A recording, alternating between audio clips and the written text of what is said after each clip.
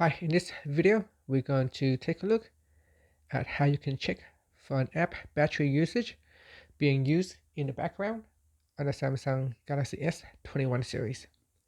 First, tap on the home key to go back to your home screen. Then swipe down at the top and tap on settings.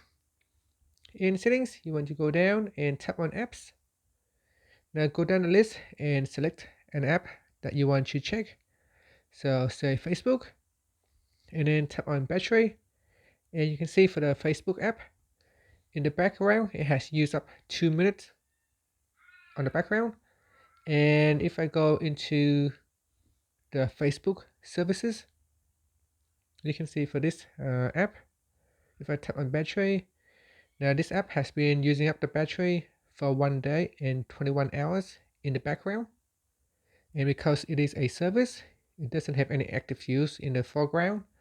It's basically doing all the background tasks, and that's why it's showing background use for 1 day and 21 hours. 1 day and 21 hours. And that's it. Finally, you can tap on the home key to go back to your home screen. Thank you for watching this video.